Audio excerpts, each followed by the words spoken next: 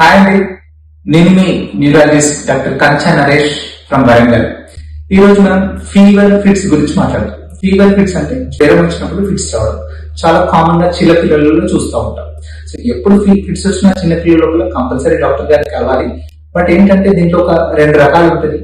వాటి గురించి మనం చూద్దాం. One is simple febrile seizure, second is complex febrile seizure. Simple febrile seizure అనేది చాలా టిపికల్, చాలా కామన్ గా వస్తూ ఉంటది. సో దీనికి ఏం మనం భయపడాల్సిన అవసరం లేదు. ఇది ఎట్లా ఉంటది అంటే 15 నిమిషాల కంటే తక్కువ డ్యూరేషన్ ఉంటది. 24 గంటల లోపల మళ్ళీ ఇంకోసారి ఫిట్స్ రాకుండా ఉంటది. ప్లస్ జనరలైజ్ అంటే 2 వైపులా కూడా అఫెక్ట్ చేస్తుంది. 2 కాళ్ళు 2 చేతులు కూడా స్టిఫ్ అయిపోతా ఉంటది. సో ఇట్లా ఉంటే సింపుల్ అంట. అదే కాంప్లెక్స్ అనుకోండి, 2 వైపులా కాకుండా ఒక సైడ్ చేతి ఒక సైడ్ కాళ్ళు మాత్రమే ఎఫెక్ట్ అవుతా ఉంటది. డ్యూరేషన్ అనేది 15 నిమిషాల కంటే ఎక్కువ ఉంటది. అండ్ 24 అవర్స్ లోపల మళ్ళీ వచ్చే ఛాన్స్ ఉంటుంది. సో ఎప్పుడైతే ఎటిపికల్ ఫెబ్రైల్ సీజర్ ఉందో అనుకోండి, కంపల్సరీ మనం ఫర్దర్ గా ఎవాల్యుయేట్ కూడా చేసుకోవాలి. సో ఈ ఇండికేషన్ కోసం మనం ఈ వీడియో చేయడం జరిగింది.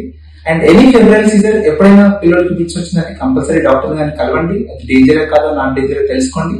But don't panic. Thank you.